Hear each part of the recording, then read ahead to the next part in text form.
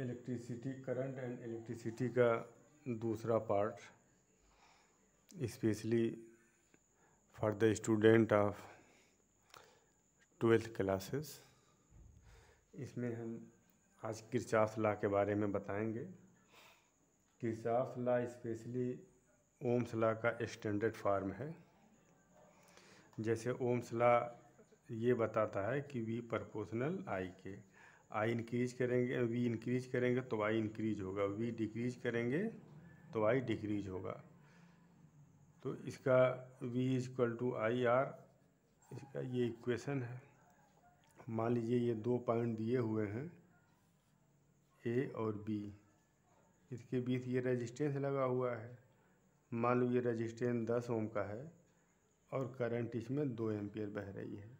तो इन दोनों बीच का जो potential v equal to I are,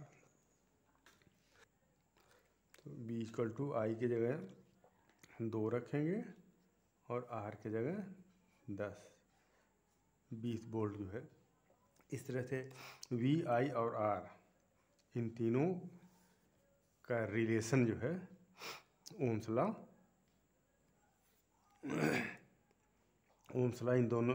ने इन दोनों में रिलेशन निकाला। v प्रोपोर्शनल आई, तो प्रोपोर्शनलिटी निशान हटाएंगे तो आर आई, जहाँ आर प्रोपोर्शनलिटी कांस्टेंट है जिसे हम उस कंडक्टर का जिसमें करंट फ्लो हो रहा है रेजिस्टेंस कहते हैं। तो अब इसमें अगर वी आई आर में दो दिए हुए हों, दो क्वांटिटी दी हुई हो, तो तीसरी क्वांटिटी का कैलकुलेशन हम कर सकते हैं। मगर ओम्स लॉ कुछ कॉम्प्लिकेटेड सर्किट होती है जिस पर ओम्स लॉ को आप नहीं लगा सकते हैं। तो उस कॉम्प्लिकेटेड सर्किट पर हम किरचॉफ लॉ को लगाते हैं। अब किरचॉफ लॉ जानने से पहले कुछ टर्म हैं जिनके बारे में आपको बताना ज़रूरी है।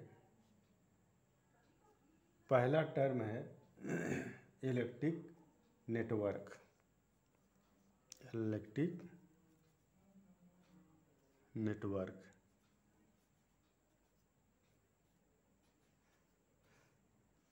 ये electric network, the term electric network is used for the complicated system of electrical conductor. जैसे मान लीजिए ये एक यहाँ बैटरी लगी हुई है, एक रेजिस्टेंस लगा है, एक रेजिस्टेंस यहाँ लगा हुआ है, एक बैटरी यहाँ लगी हुई है, फिर एक रेजिस्टेंस यहाँ लगा हुआ है, फिर एक बैटरी यहाँ लगी हुई है। तो ये बैटरी E1 है, इसका EMF E2 है, इसका EMF E3 है, ये रेजिस्टेंस R1 है, ये R2 है, ये R3 है। तो ये पूरा एक कॉम्प्लिकेटेड नेटवर्क है जिसको हम इलेक्ट्रिक नेटवर्क कहते हैं। कॉम्प्लिकेटेड नेटवर्क है जिसको हम इलेक्ट्रिक नेटवर्क कहते हैं। मान लीजिए एक रेजिस्टेंस यहाँ लगा हुआ है या यहाँ कोई बैटरी भी लगी हुई है। तो A, B, C, D, तो ये A, C, B इसमें दो लूप हो गए। लूप, अब इसमें दो लूप हो गए। एक लूप हो गया A, C, D, A, C, D, और एक लूप हो जाएगा A, C, B, A, C, B। इसको लूप कहेंगे, इसको लूप कहेंगे। एक लूप ये और एक लूप ये, इसलिए किरचॉफ के सेकंड लॉ को लूप लॉ भी कहते हैं। और जंक्शन क्या होता है? Junction any point in an electric circuit where two or more conductors are joint together in a junction. देखिए एक कंडक्टर ये है और एक कंडक्टर ये है और एक कंडक्टर ये है, ये तीनों आकर के यहाँ पे मिल रहे हैं तो ये जंक्शन हो गया। अब यहाँ से ये और ये यहाँ मिल रहे हैं तो ये जंक्शन हो गया, ये जंक्शन हो गया। तो लूप की बात हो गई और इलेक्ट्रिक नेटवर्क हो गया, जंक्शन हो गया। अब ब्रांच किसको कहेंगे? A branch is any part of network that lies between two junction. दो जंक्शन के बीच का जो नेटवर्क होता है उसी को हम कहते हैं ब्रांच। उसको ब्रांच कहते हैं। अब मान लीजिए एक जंक्शन ये है और एक जंक्शन ये है, तो ये पूरा ये ब्रांच हो गया। ये यहाँ से यहाँ तक का एक ब्रांच हो गया, तो इसको पूरा ब्रांच कहेंगे। ये देखिए ये पूरा ब्रांच है। ये देखिए ये पूरा ब्रांच है। ये यहाँ से लेकर के यहाँ तक एक ब्रांच है। जहाँ तक करंट का रास्ता जहाँ दो पार्ट में डिवाइड होता है, जहाँ से वो जंक्शन कहलाता है। और जहाँ तक करंट सेम रहती है, जहाँ डिवाइड नहीं होती है, जहाँ तक वो पूरा वहाँ तक ब्रांच कहलाता है। अब जैसे करंट जो यहाँ से चलेगा वो करंट यहाँ से चल करके यहाँ आएगा, तो यहाँ से लेकर के यहाँ तक का ये पूरा एक ब्रांच हो गया। यहाँ से करंट चल करके यहाँ आएगा, यहाँ से लेकर यहाँ तक दूसरा ब्रांच हो गया, और ये तीसरा ब्रांच हो गया। इसके अंदर तीन ब्रांच दिए हुए हैं, ए डी सी और ए बी सी और ए सी, इसको ब्रांच कहते हैं। तो अब यहाँ से करंट अगर चल रहा है, मान लीजिए यहाँ से आ रहा है करंट, अब यहाँ आने के बाद ये दो पार्ट में बढ़ जाएगा, एक इधर आ जाएगा, ये इधर आ जाएगा। तो यहाँ से लेके यहाँ तक एक ब्रांच हो गया, यहाँ से लेके यहाँ तक दूसरा ब्रांच हो गया, दूसरी ब्रांच में करंट जाएगा और तीसरी ब्रांच में भी करंट जाएगा, तो इसको हम ब्रांच कहेंगे। अब इसके बाद आइए किरचॉफ का फर्स्ट लॉ क्या है उसको देखते हैं। किरचॉफ का फर्स्ट लॉ ऑफ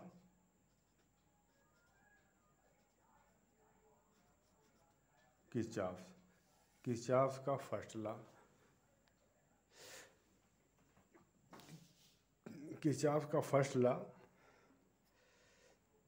जैसे मान लीजिए ये कोई जंक्शन है, इस जंक्शन की तरफ एक करंट ये आ रहा है I1 ए से होता हुआ, और इस जंक्शन की तरफ एक करंट आ रहा है I2। एक करंट जंक्शन से दूर जा रहा है I3, और ये मान लीजिए ये I4 भी जंक्शन से दूर जा रहा है। तो किसी जंक्शन पर मिलने वाले सभी करंट का जो सम होता है वो ज़ीरो होता है। तो सिग्मा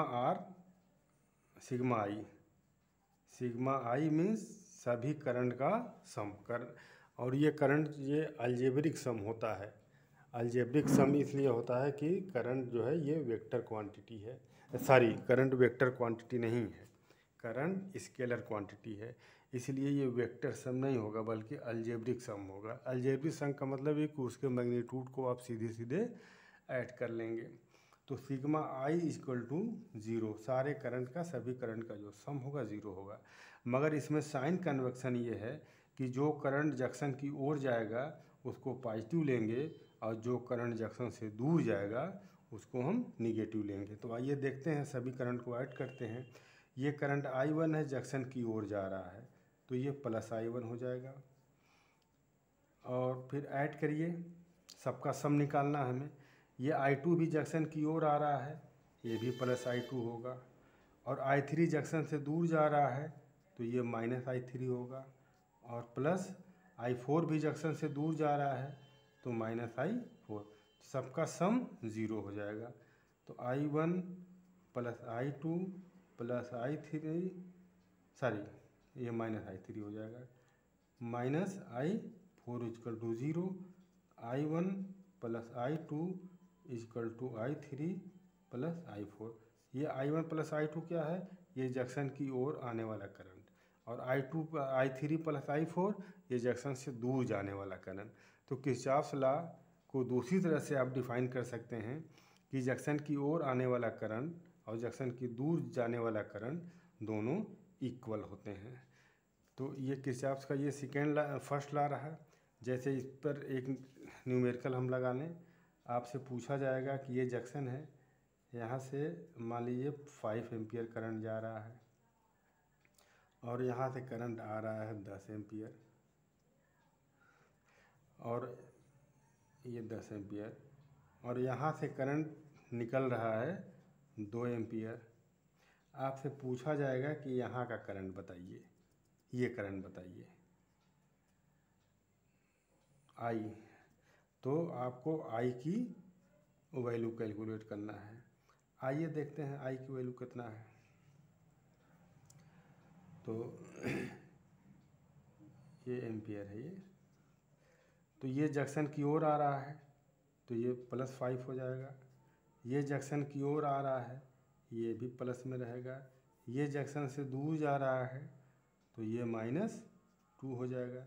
ये भी जंक्शन से दूर जा रहा है तो ये भी -i हो जाएगा। ये इक्वल टू हो जाएगा 0। तो 10 + 5 ये 15 -2 -i इक्वल टू 0। तो ये 13 -i इक्वल टू 0। आई इधर जाएगा प्लस हो जाएगा, तो आई इक्वल टू 13 एम्पियर। इसमें 13 एम्पियर का करंट फ्लो होगा। तो इस पर बेस्ड कुछ न्यूमेरिकल्स हम बाद में कराएंगे, और अभी हम किरचॉफ्स के दोनों लॉ को समझ लें, फिर न्यूमेरिकल्स बाद में लगाते हैं। देखिए यहाँ Kirchhoff's first law, in an electric circuit the algebraic sum of current at any junction is 0। तो ये जंक्शन है और इस जंक्शन पर I1 करंट आ रहा है, I2, I4, I3। I1 और I2 जंक्शन की ओर आ रहा है, I4 और I3 जंक्शन से दूर जा रहा है। तो इस जंक्शन पर मिलने वाले करंट का, सभी करंट का जो अलजेब्रिक सम होगा वो 0 होगा। और या इस तरह से आप कह सकते हैं, sum of current entering the junction is equal to sum of current leaving that junction. Junction की ओर जाने वाला करंट का सम जंक्शन से दूर जाने वाले करंट के सम के इक्वल होगा। तो अब यहाँ देखिए, जंक्शन की ओर जाने वाला साइन कन्वेंशन क्या है? साइन कन्वेंशन ये है कि the current flowing towards junction are taken as positive. जो करंट जंक्शन की ओर जाएगा उसको पॉजिटिव लेंगे। तो I1 जंक्शन की ओर जा रहा है, ये जंक्शन है, और I2 जंक्शन की ओर जा रहा है, ये भी जंक्शन है, तो इसको हम पॉजिटिव लेंगे, I1 + I2। और फिर प्लस जो जंक्शन से दूर जा रहा है उसको निगेटिव ले लेंगे, ये निगेटिव हो जाएगा, ये निगेटिव, -I4 + -I3। तो I1 + I2 -I4 - I3 equal to 0। तो I1 + I2 इक्वल टू, ये राइट हैंड साइड में जाएगा तो दोनों प्लस हो जाएंगे, I3 + I4। तो आप यह देख रहे हैं कि ये I1 + I2 ये जंक्शन की ओर जाने वाला करंट है, और I4 + I3 जंक्शन से दूर जाने वाला करंट है। तो ये इनकमिंग करंट हो गई और ये आउटगोइंग करंट हो गई। First law is also called Kirchhoff's current law. इसको इस किरचॉफ का करंट लॉ भी कहते हैं। तो ये किरचॉफ का फर्स्ट लॉ है। किरचॉफ के फर्स्ट लॉ पर भी कुछ न्यूमेरिकल्स आते हैं, ख़ास तौर से जब आप किरचॉफ के सेकेंड लॉ को जब आप अप्लाई करेंगे न्यूमेरिकल लगाने के लिए, तो वहाँ किरचॉफ का फर्स्ट लॉ बार बार आपको अप्लाई करना पड़ेगा। तो इस तरह से ये किरचॉफ का फर्स्ट लॉ रहा है। अब आइए किरचॉफ के सेकेंड लॉ पर बात करते हैं। किरचॉफ के सेकेंड लॉ को हम समझते हैं। किरचॉफ का सेकेंड लॉ क्या है? देखिए, ये एक बैटरी लगी हुई है E1, ये एक बैटरी E2 है, ये एक बैटरी E3 है, ये रेजिस्टेंस R1 है, रेजिस्टेंस R2 है, और ये रेजिस्टेंस R3 है। इस तरह से ये लूप नंबर 1 है और ये लूप नंबर 2 है। यहाँ से करंट पॉजिटिव, बैटरी में जो करंट फ्लो होता है,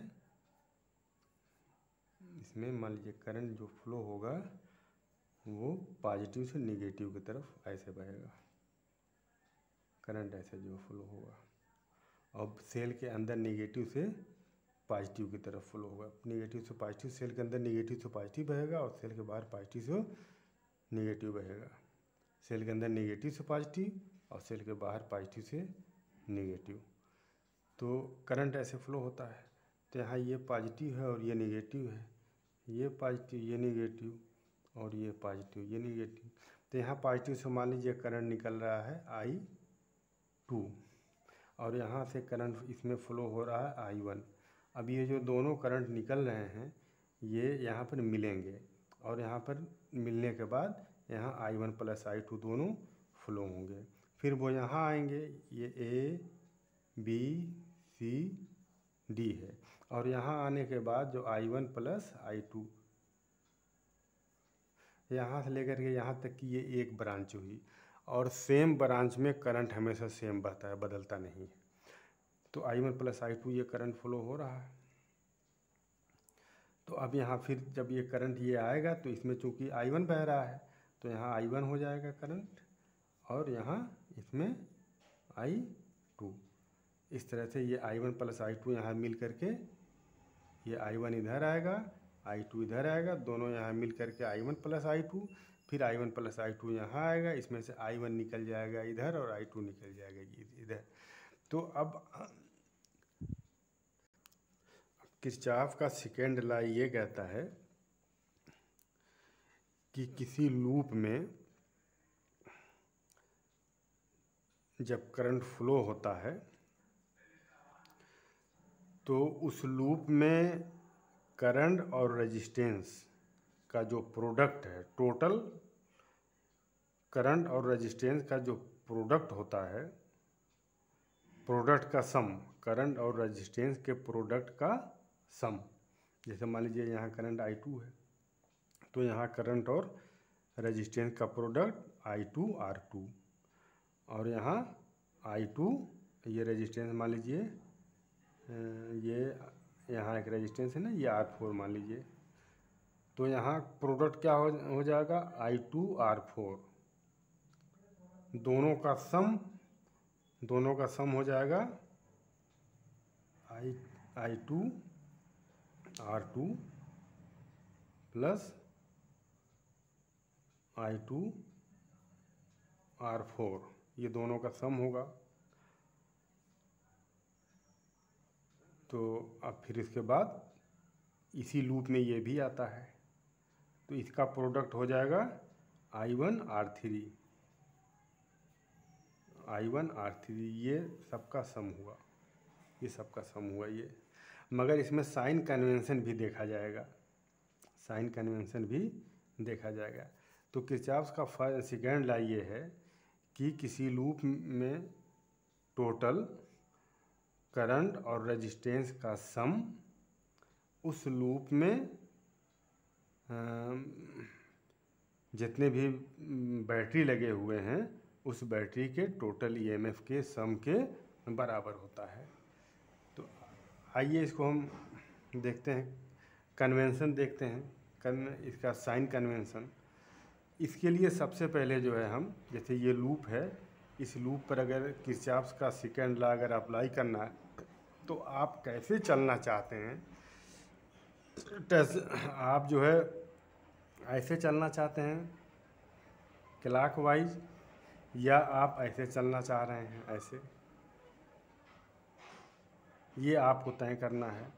चाहे आप क्लॉकवाइज चलें या एंटी क्लॉकवाइज चलें, उसमें कोई दिक्कत नहीं है।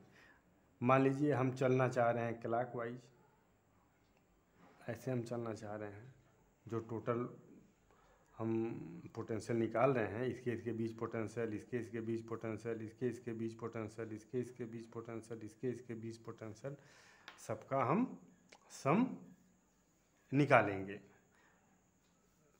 तो साइन कन्वेंशन ये है कि अगर आप, तो मान लीजिए आप अगर ऐसे चल रहे हैं तो डायरेक्शन ऑफ ट्रेवर्सल आपका ये हुआ। अगर आप एंटी क्लॉकवाइज चल रहे हैं तो डायरेक्शन ऑफ ट्रांसवर्सल ये हुआ आपका। तो इस वक्त हम इसको क्लॉकवाइज हम चल रहे हैं, हमारा डायरेक्शन ऑफ ट्रांसवर्सल मान लीजिए क्लॉकवाइज है। तो around any closed loop of a network the algebraic sum of potential must be zero. देखिए इस लूप में पोटेंशियल का जो अलजेब्रिक सम है वो ज़ीरो होना चाहिए। तो अब ये पोटेंशियल कहाँ कहाँ जो है डेवलप होगा, एक तो पोटेंशियल इन प्लेटों के बीच डेवलप होगा, एक पोटेंशियल इसके प्लेटों के बीच डेवलप होगा, एक पोटेंशियल इसके प्लेटों के बीच जो है डेवलप होगा। ये बैटरी है, दोनों प्लेटों के बीच पोटेंशियल होगा। और फिर इसके बाद ये रेजिस्टेंस है, आपको ये पता है कि V=IR, करंट में रेजिस्टेंस से मल्टीप्लाई कर देंगे तो इसके दोनों सिरों के बीच पोटेंशियल आ जाएगा। तो ये पोटेंशियल मान लीजिए V3 है, ये पोटेंशियल मान लीजिए V2 है, इस रेजिस्टेंस के बीच के पोटेंशियल मान लीजिए V4 है, R4 रेजिस्टेंस के बीच पोटेंशियल R4। तो V3 हो जाएगा I1R3 और V2 हो जाएगा I2R2 और V4 हो जाएगा I2R4। इसके सिरों के बीच पोटेंशियल, इसके सिरों के बीच पोटेंशियल, इसके सिरों के बीच पोटेंशियल, ये होता है करंट इनटू रेजिस्टेंस। और फिर इसके बाद ये इस बैटरी के सिरों के बीच का पोटेंशियल, इस बैटरी का पोटेंशियल मीन्स EMF और इस बैटरी का EMF, टोटल पोटेंशियल अगर आप जोड़ देंगे तो वो ज़ीरो होना चाहिए, टोटल पोटेंशियल। तो आइए इसमें देखते हैं। देखिए इसमें ये दो लूप दिए हुए हैं, एक लूप ये है और दूसरा लूप ये है। हम ट्रेवर्सल का जो डायरेक्शन है हम क्लॉकवाइज भी ले सकते हैं और एंटी क्लॉकवाइज भी ले सकते हैं। तो फॉर लूप वन की अगर हम बात करें तो लूप वन पर आप लगाइए किरचॉफ का सेकंड लॉ। तो लूप वन के लिए देखिए डायरेक्शन हम क्लॉकवाइज, ट्रेवर्सल का डायरेक्शन क्लॉकवाइज, मतलब हम क्लॉकवाइज चलेंगे। सारे एलिमेंट का जो पोटेंशियल है वो हम क्लॉकवाइज जो है काउंट कर रहे हैं, क्लॉकवाइज हम देखिए यहाँ निशान क्लॉकवाइज। देखिए हम चल रहे हैं, मान लीजिए हम F से हम चल रहे हैं, F से हम ये स्टार्ट कर रहे हैं। तो F से स्टार्ट कर रहे हैं, आइए पहले हम निकाल लें रेजिस्टेंस और करंट का सम, रेजिस्टेंस और करंट का सम निकाल लें। तो रेजिस्टेंस और करंट का सम इक्वल टू इस लूप के अंदर जितने भी सेल हैं उनके EMF का सम, यही है ना किरचॉफ का सेकंड लॉ। तो पहले हम रेजिस्टेंस और करंट का सम निकाल लें। तो यहाँ देखिए, यहाँ करंट इसमें I1 बह रहा है, इसमें करंट देखिए I1 बह रहा है, ये सेल इसमें I1 करंट फ्लो करा रहा है और ये सेल इसमें I2 करंट फ्लो करा रहा है। तो अब ये जो दोनों करंट है ये यहाँ से I1 ऐसे जाएगा और I2 ऐसे जाएगा और यहाँ पर दोनों मिलेंगे और मिलने के बाद I1 प्लस I2 देखिए ये बाहर निकलेगा। तो R3 में जो करंट बह रहा है वो I1 प्लस I2 बह रहा है और यहाँ से I1 प्लस I2 यहाँ आया, यहाँ से फिर I2 इधर चला जाएगा और I1 इधर आ जाएगा। बात समझ में आई? तो इस पूरे यहाँ से लेकर के यहाँ तक ये एक ब्रांच कहलाएगा, F से लेकर के C तक एक ब्रांच कहलाएगा और इस ब्रांच में सेम करंट बहेगा I1। देखिए I1 इसमें बहेगा, I1 इसमें। अब इस I1 प्लस I2 से I1 इधर चला गया और I2 इधर आ जाएगा। तो ये एक ब्रांच हुई, F से C तक एक ब्रांच हुआ। इस ब्रांच में I2 करंट बह रहा है, इस ब्रांच में F से लेकर के A B C ये एक ब्रांच हुआ, इस ब्रांच में I1 करंट बह रहा है, इसमें I2 करंट बह रहा है।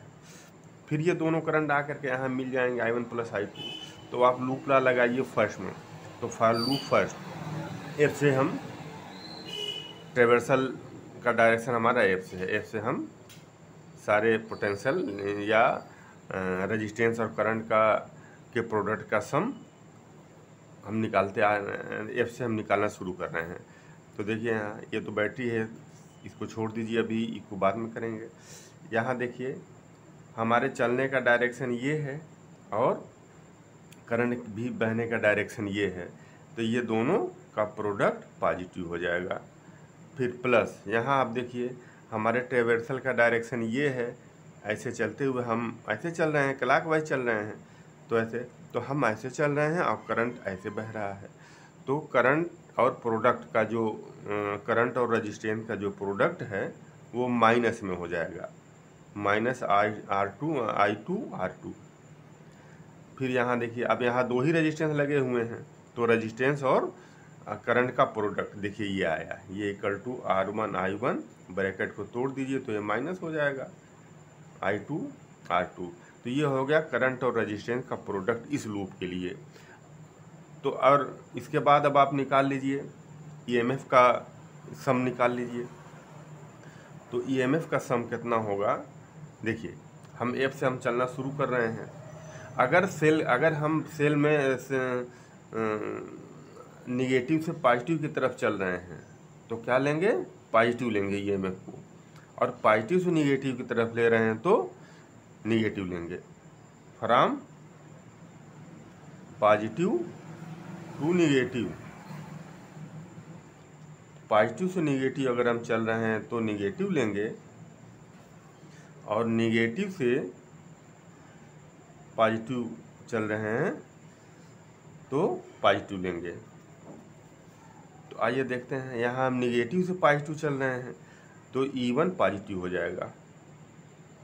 और उसके बाद अब आप यहाँ आइए, यहाँ देखिए, यहाँ हम पॉजिटिव से निगेटिव चल रहे हैं तो E2 को निगेटिव लेंगे, प्लस माइनस E2 ले, तो ये दोनों के EMF का अलजेब्रिक सम हुआ, तो ये हो जाएगा E1 माइनस E2। अब पूरे लूप में करंट और रेजिस्टेंस का सम के प्रोडक्ट का सम EMF के अलजेब्रिक सम के बराबर होता है। तो ये करंट और रेजिस्टेंस का अलजेब्रिक सम है और ये EMF का अलजेब्रिक सम है। According to Kirchhoff second law ये दोनों इक्वल होगा। तो R1 I1 minus R2 I2 R2 is equal to E1 minus E2। ये लूप 1 पर हमने किरचॉफ का लॉ देखिए लगा दिया, लूप 1 पर किरचॉफ का लॉ हमने लगा दिया। ठीक, अब इसके बाद applying loop law for loop number 2, और लूप 2 के लिए लगाइए। इसको भी चलिए हम क्लॉकवाइज हम चल रहे हैं, आप क्लॉकवाइज और एंटी क्लॉकवाइज, आप चाहे क्लॉकवाइज लीजिए चाहे एंटी क्लॉकवाइज लीजिए, उसमें कोई प्रॉब्लम नहीं है, मगर आसानी के लिए होना ये चाहिए कि आप उस डायरेक्शन में चलिए जिस डायरेक्शन में निगेटिव कम से कम आए। ठीक, तो लूप 2 के लिए लगाइए। देखिए मान लीजिए चलिए हम चल रहे हैं ई से हम चलना स्टार्ट कर रहे हैं ऐसे, तो पहले हम रेजिस्टेंस और करंट का प्रोडक्ट निकाल लें और उसका सम कर लें। तो यहाँ हमारे यहाँ देखिए, यहाँ I2 करंट इसमें बह रहा है, R2 हम भी ऐसे ही चल रहे हैं, हमारे ट्रेवर्सल का डायरेक्शन यही है और करंट भी ऐसे फ्लो हो रही है, तो ये पॉजिटिव हो जाएगा, I2 R2 ये पॉजिटिव हो जाएगा। अब आप यहाँ आइए, यहाँ आ जाइए, यहाँ देखिए करंट के बहने का डायरेक्शन ये है, R3 में करंट देखो I1 प्लस I2 ऐसे आ रहा है, इसमें ऐसे बह रहा है, और हमारे चलने का भी डायरेक्शन यही है, ना, जो ट्रेवर्सल का जो डायरेक्शन है वो भी यही है। तो ये करंट है, टोटल इसमें करंट ये बह रहा है I1 plus I2, resistance R है, तो करंट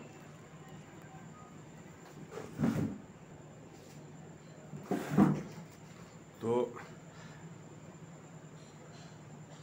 ये रेजिस्टेंस और करंट का प्रोडक्ट, और ये resistance current I1 plus I2 इसमें बह रहा है और रेजिस्टेंस R3 है, ये उसका प्रोडक्ट, और दोनों का अलजेब्रिक सम ये इक्वल टू होगा, देखिए EMF के सम के बराबर।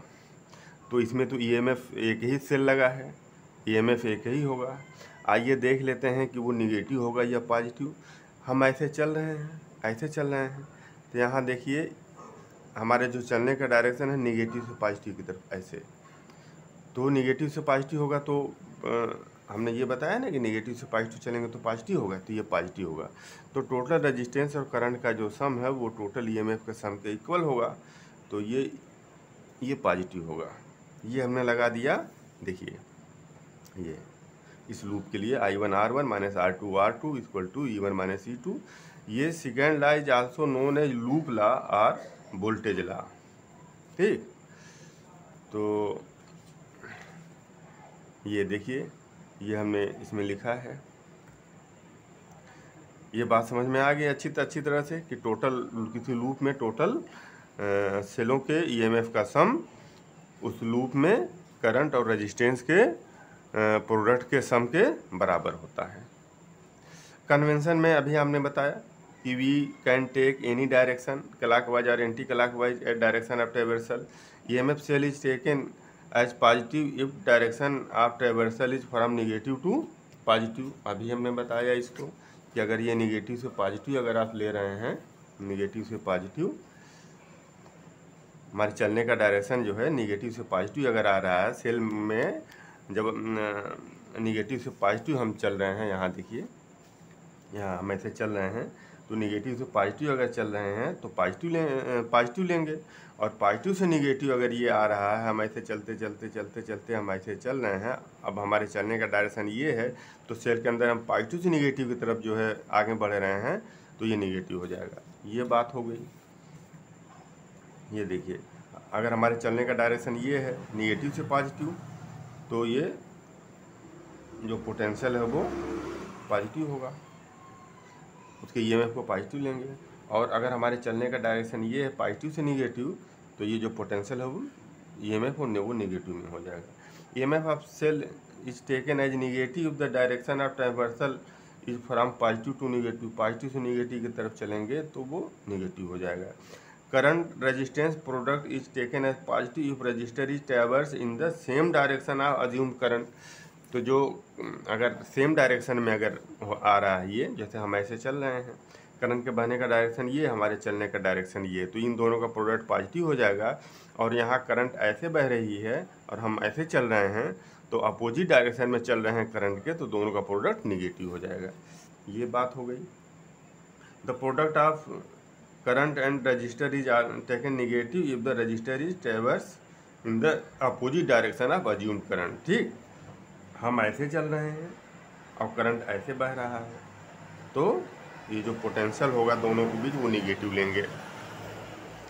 तो ये किरचॉफ के दो फर्स्ट लॉ और सेकेंड लॉ को हमने पूरा एक्सप्लेन कर दिया।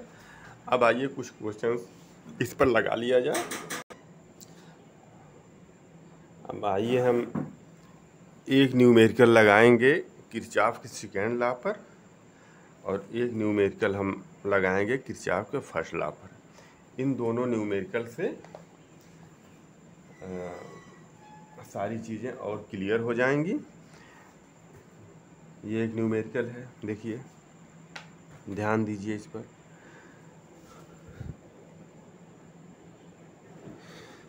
Using Kirchhoff's rule determine the value of unknown register in the circuit shown 4 ohm resistance. ठीक, ये इसमें देखिए ये एक रजिस्टर ये भी है, एक रजिस्टर ये है। ठीक, तो ये रेजिस्टेंस आर है।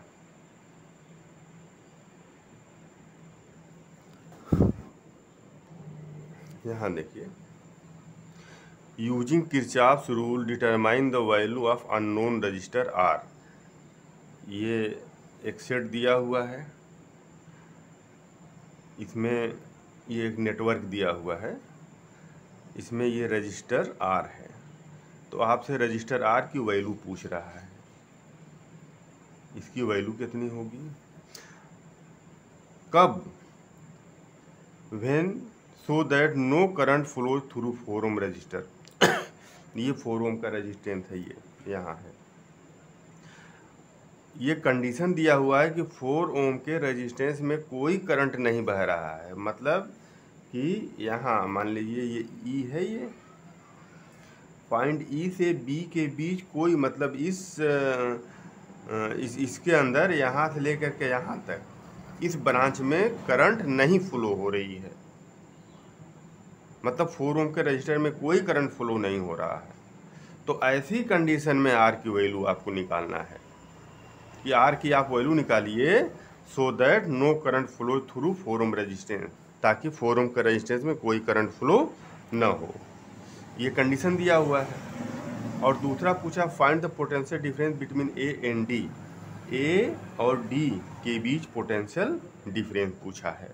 तो आइए हम सॉल्यूशन इसको हम सॉल्व करते हैं, 2 पार्ट में कर लें। आइए हम इसको सॉल्व करते हैं।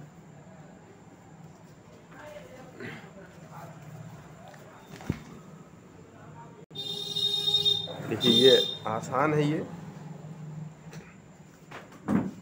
आइए इसको सॉल्व कर लिया जाए। ये इसका सलूशन देखिए, इसमें जो है ये 2 लूप दिए हुए हैं। एक लूप ये है और एक लूप ये है।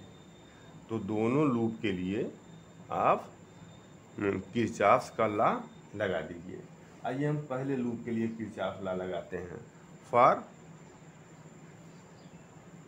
लूप AFEBA, AFEBA,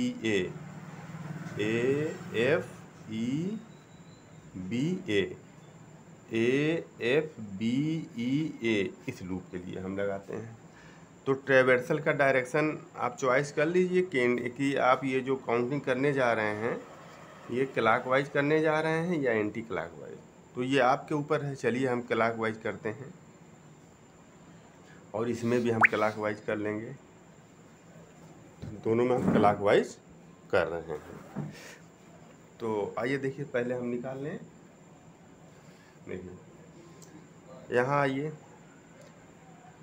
यहाँ से हम चलना शुरू कर रहे हैं। पहले हम रेजिस्टेंस और करंट के सम का प्रोडक्ट निकाल लें। तो करंट देखिए इसके अंदर क्वेश्चन में दिया हुआ है, इसमें करंट बह रहा है। अब इसमें करंट मान लीजिए बह रहा है आई, यहाँ से करंट आई फ्लो हो रहा है। ठीक, यहाँ से आई फ्लो हो रहा है। अब ये करंट देखिए यहाँ आएगा, 1 ओम के रजिस्टर में जाएगा, फिर 1 ओम के रजिस्टर में आएगा, और यहाँ से इसको 2 रास्ता मिल गया है, एक इधर और एक इधर। तो कंडीशन ये दिया हुआ है कि इस ब्रांच में करंट नहीं बहेगी। No current flow through 4 ohm register. 4 ओम के रजिस्टर से होते हुए कोई करंट नहीं बहेगी। तो यहाँ तो करंट 0 हो जाएगा। जो भी करंट आई यहाँ से जा रही है वो आई पूरा यहाँ चली आएगी। ठीक, पूरा वो करंट आई इसमें चली आएगी। यहाँ से जो आई जा रही है इसमें चूंकि इसको जाना नहीं है, इसलिए पूरा आई इधर आ गई। ठीक, तो अब इस पर जो है लगा दें हम। तो देखिए ये इसका यहाँ पर देखिए हम ऐसे चल रहे हैं क्लॉकवाइज। तो यहाँ आई करंट और इसके रेजिस्टेंस का सम, तो करंट आई इंटू 1 प्लस इसमें देख लीजिए हमारे चलने का भी डायरेक्शन देखिए यही है और करंट के बहने का भी डायरेक्शन यही, दोनों सेम है तो पॉजिटिव हो जाएगा। इसमें आ जाइए, करंट के बहने का भी डायरेक्शन यही है, हमारे चलने का भी डायरेक्शन यही है। तो आई इंटू 1 ये हो गया। यहाँ आ जाइए इसमें, इस लूप के लिए यहाँ जब आप आएंगे प्लस, तो इसमें आई करंट इसमें नहीं बह रहा है, आई इसमें 0 हो जाएगा। आई इंटू रेजिस्टेंस 4 है। तो ये टोटल रेजिस्टेंस और करंट का सम हमने निकाल लिया।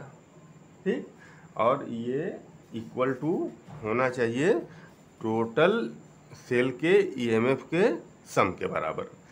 यहाँ देखिए ये पॉजिटिव है, ये नेगेटिव है। पॉजिटिव और नेगेटिव, ये बड़ा वाला पॉजिटिव लेते हैं, छोटा वाला नेगेटिव लेते हैं। तो यहाँ आइए, हम यहाँ से ई से हम चलना शुरू किया था, हम कहाँ से, ए से हमने चलना शुरू किया था ना। तो चलिए देखिए, यहाँ से देखिए ये हो गया, ये भी हो गया, ये भी हो गया। यहाँ आइए, यहाँ हम पॉजिटिव से निगेटिव की तरफ जा रहे हैं, तो पॉजिटिव से निगेटिव की तरफ जाएंगे तो ईएमएफ माइनस में होगा। अब फिर यहाँ आ जाइए, यहाँ निगेटिव से पॉजिटिव की तरफ जा रहे हैं तो ईएमएफ प्लस में होगा।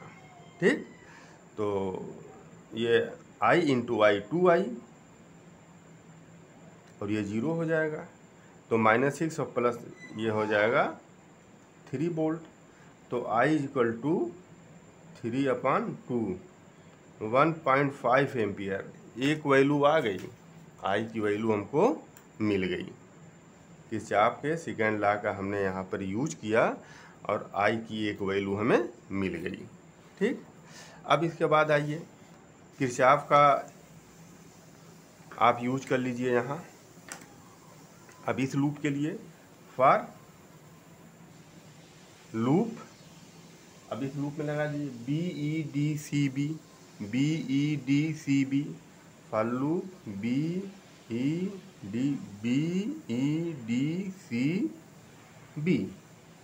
इस लूप पर आइए, इसको चेक कर लिया जाए। देखिए अब करंट यहाँ आई हमको 1.5 मिल गया है, तो यहाँ देखिए हम इसको हम जो है चलना शुरू कर रहे हैं यहाँ से डी से चलें। तो पहले करंट और रेजिस्टेंस का सम निकालने, इसमें करंट जो है आई बह रहा है, इसमें करंट आई फ्लो हो रहा है और आई की वैल्यू 1.5 आ गई है। तो यहाँ ये करंट और इनटू रेजिस्टेंस, हमारे चलने का डायरेक्शन ये है और करंट भी बहने का डायरेक्शन यही है। ठीक, वेरी गुड, बहुत अच्छे। उसके बाद फिर यहाँ से देखिए करंट ऐसे आएगा, ऐसे आएगा, इस लूप में हम चलेंगे, हम इस लूप को टेस्ट कर रहे हैं ऐसे। तो जब इस लूप के अंदर जब आप जाएंगे तो इसमें करंट नहीं बह रहा है, क्वेश्चन में दिया हुआ है नो करंट फ्लो, तो इसमें करंट और रेजिस्टेंस का सम निकाल लीजिए। तो करंट 0 है और रेजिस्टेंस 4 है इसमें। अब ये इक्वल टू टोटल ईएमएफ के इस लूप के अंदर जितने भी ईएमएफ हैं सबके सम के बराबर। तो आइए देख लेते हैं, यहाँ ये पॉजिटिव है निगेटिव है, ये डी से हमने चलना शुरू किया। यहाँ देखिए पॉजिटिव से निगेटिव हम जा रहे हैं, पॉजिटिव से निगेटिव जाएंगे तो ये ईएमएफ निगेटिव आ जाएगा। अब फिर यहाँ आइए, यहाँ निगेटिव से पॉजिटिव जब हम जाएंगे, हमारे ट्रेवर्सल की जो डायरेक्शन है निगेटिव से पॉजिटिव होगा इस सेल के अंदर, सेल में या इस सेल के लिए, तो ये पॉजिटिव रहेगा ये, तो +6 वोल्ट। तो अब देखिए 1 पॉइंट यहाँ हम लिख लेते हैं 1.5 R, ये तो 0 हो जाएगा, -3 और +6 ये हो जाएगा 6 वोल्ट। ठीक, तो R इक्वल टू हो जाएगा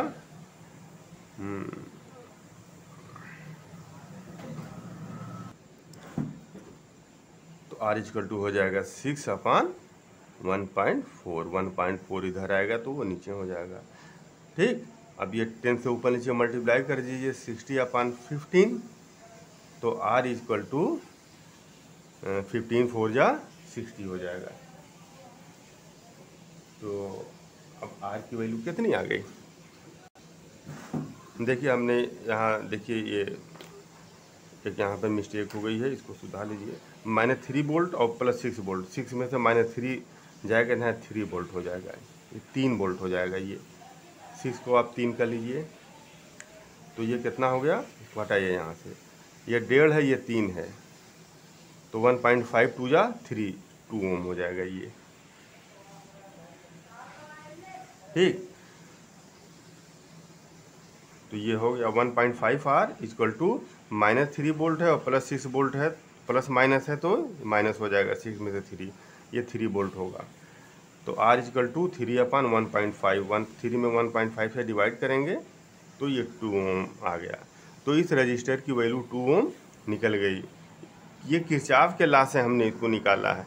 अगर आप ओम्स के लॉ से अगर आप निकालना चाहेंगे तो ये नहीं निकल पाएगा, और निकलेगा भी तो बहुत मुश्किल होगा ओम के लॉ से निकालना। इसलिए किरचॉफ का जो लॉ है वो ओम्स के लॉ का एक्सटेंडेड फॉर्म है। जो चीज़ें या जो किसी भी लूप में किसी रेजिस्टेंस की वैल्यू या किसी करंट की वैल्यू ओम्स के लॉ से जो बहुत मुश्किल से आप निकालेंगे किसी लूप के लिए या किसी नेटवर्क के लिए, वो किरचॉफ के लॉ को यूज करके बड़े आसानी से आप निकाल लेंगे। अब एक क्वेश्चन देखिए किरचॉफ के फर्स्ट लॉ पर, मान लीजिए ये जंक्शन जे है, इस जंक्शन की तरफ 10 ओम 10 एम,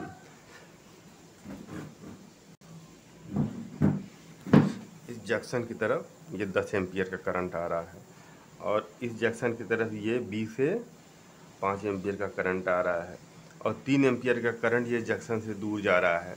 आपसे पूछा जाएगा कि ये जो डी है, डी में करंट का डायरेक्शन बताइए और करंट की, बहने वाले करंट की वैल्यू बताइए। तो आइए हम देख लेते हैं। जंक्शन सारे करंट का सिग्मा आई इक्वल टू 0 होना चाहिए। सिग्मा आई का मतलब कि सभी करंट का सम। तो ये जो ए से करंट जा रही है वो जंक्शन की ओर जा रही है तो पॉजिटिव लेंगे, बी से करंट जा रही है जंक्शन की ओर जा रही है तो ये भी पॉजिटिव लेंगे, दोनों का सम कर दीजिए। ये जंक्शन से दूर जा रहा है तो इसको निगेटिव लेंगे, ठीक, इसको हम जो है निगेटिव लेंगे। तो देख लीजिए ये कितना आ रहा है, ये हो जाएगा 10 + 5 - 3 एम्पियर। अब ये इक्वल टू आ जाएगा 15 में से 3 जाएगा तो 12 एम्पियर। अब ये 12 एम्पियर का करंट इसमें बहेगा, ठीक। अब वो पॉजिटिव, अब जंक्शन की ओर जाएगा या जंक्शन से दूर जाएगा। देख लीजिए ये पॉजिटिव आ रहा है।